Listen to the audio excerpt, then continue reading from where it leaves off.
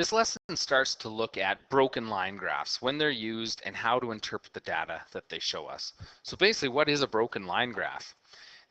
It's a graph that is used to show the trends between two pieces of information. Now, often this line's not straight, like it's not a straight line, therefore it's called a broken line graph. And the first example of it that we're going to look at comes right here. So if we're going to show trends between two pieces of information, the trend we're going to try to determine now is what kind of relationship is there between the month of the year and the snowfall in Regina. So those are the pieces of information that we're going to use this broken line graph to determine some trends or some information. So I'll just slide this up here and we'll answer the questions. What month has the highest average snowfall? How much snow fell during that month? So if I was looking, snowfall's on my y-axis, the month is on my x, and I'm looking for the highest number on there. Well, it's right here, and that falls in December. So December has the highest average snowfall, and how much fell in that month? Well, I could trace this line back to here, but it's important that I realize what my scale is on my y-axis. So if I look, it starts like 0, 1, 2, 3, 4, 5. Each line represents 1 centimeter. So up here, I'm 1 centimeter above 20. So on average, 21 centimeters fall in Regina in December. So now let's look at the next question. During what 3 months is there no snowfall in Regina? So no snowfall would mean obviously that it has 0. So we could see right here, June, July, and August. So we're interpreting the data, we're looking at the scales, trying to make sense of what this graph is actually telling us. The last question is a little bit more involved, saying during what month is the average snowfall approximately twice as much as the average October snowfall?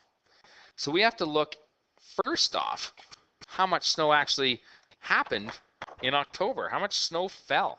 So if we go to October, which is right here, we could look up here and say, okay, that's 5 to this line, we're at 6, 7. So October had 7 centimeters, but now it says double this. So double that is actually 14 centimeters. I'm looking for the month that has 14 centimeters. Well, here's 10, so 11, 12, 13, 14. There's one of the months, February. If I go across, and November. So it's only asking for one of them, but we could answer both of them. February has twice as much. Also, so does November, because October had 7, and these two had approximately 14, double the amount of 7. Now let's look at the second example, where we're going to actually have to create a broken line graph. Jacob owns a small appliance repair company. He tracked down the company's net profits over a 10-year period. He's examining the data to see if there's a trend and to decide if he can increase salaries of his employees. So here it is. You got the years for 10 years from 2000 to 2009. And his profit, and this is in thousands of dollars. So in this first one, in 2000, he had a $5,000 profit, then a $15,000 profit. So often we'll change the scale just so we don't have to write such big numbers. Now it says graph the data on a broken line graph. So there are some things that we need to actually put on a graph. The first thing is a title, and we can just use the title from the table. Company's net profit from 2000 to 2009. So there's the title of my graph. Now when we look at these, the first row is my x-axis, the second row is my y-axis. So now we have to look at how much space, and we have a piece of graph paper provided for us. And we're going to have to say how many lines are across the bottom of this, and how do I evenly space out 10 years. So I'm going to go down here, and we could count these lines. And if you do count, you'll realize that this is a 20 by 20 grid. So we have 20 things across the bottom, or our x-axis, and 20 things up the side, or on our y-axis. So we need to space out 10 years across 20 lines. So it should work out that every 2 lines could be another year. So on the bottom, we could say, let's start at 2000. And then we'll say right here, This is 2001, 2002, 2003, all the way to 2009. So we do have enough space to go across. And we should label this as the year. Now up the side we have 20 spaces, and we need to go from $65,000 in 2009 and $5,000 at the beginning. So one way you could look at it, we could say if I put every line on here being $2,000, would I have enough? So that would be 2,000, 4,005, but doing that 20 times, we'd get to $40,000. We need to get to at least $65,000. So what I often do in these situations, and I'm thinking, okay, what can I go up by? Let's see if I had enough. If I said 65,000 and I made each line worth 5,000, that would mean I'd go 13 spaces up. And I only have 20 to go, so that would be a nice number to use. So what I would suggest then is up the side saying, here's 5, 10, 15, and we can count this all the way to 65,000. And I won't let you watch all that. I'll just skip to the labeled part, and I can say now on the side that this is in profits, dollars, but each one of these is basically times 1,000. So now we have to put our points on this graph. I'm going to make this view a little smaller so we can see all the data and plot the points.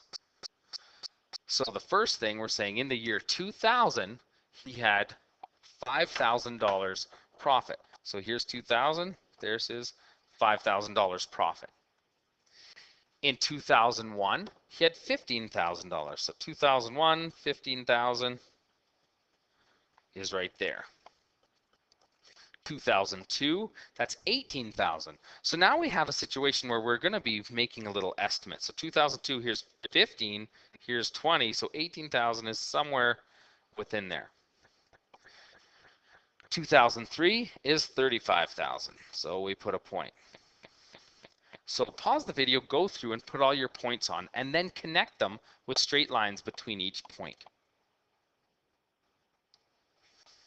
So once you complete your graph, it should look something like this. And this is a lot easier visually to see what's happening to the profits of this company over this 10-year period.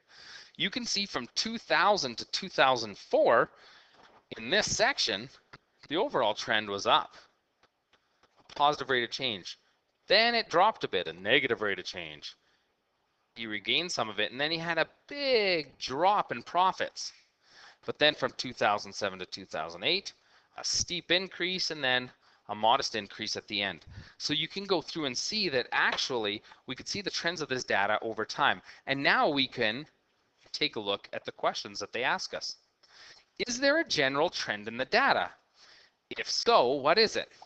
Are there any exceptions to this trend? Now the general trend is something that's a little different. The general trend saying, if you kind of examine what happened at the beginning of the graph, so I'll just say right here in blue, and then look where the graph ended up. What's actually happening? There's more times that this graph has actually increased than it has decreased. So is there a general trend? Guaranteed. The general trend in the data is he makes more profit over this 10-year period. Or we could say his profit has increased over this 10-year period. And are there any exceptions to this trend? Well, guaranteed. There's an exception. From 2004 to 2005, his profits dropped. So this is an exception. Also, there's a huge exception from 2006 to 2007. He had a big fall in profits for whatever reason. So we could now look at the data and say, you know what? Yeah, the overall trend is up. There are some exceptions, some outliers in these situations in these 2 years, 2004 to 2005 and 2006 to 2007. And if we were to examine this data or use this graph to say with the original question, he's wondering if he can increase the salaries of his employees. Like, should he give people a raise? Based on this, I would say, you know what? He should be able to give his people a raise because it is still going up. That doesn't mean he won't see a decrease in profits at some time, but the trend overall is that he's increasing his profits.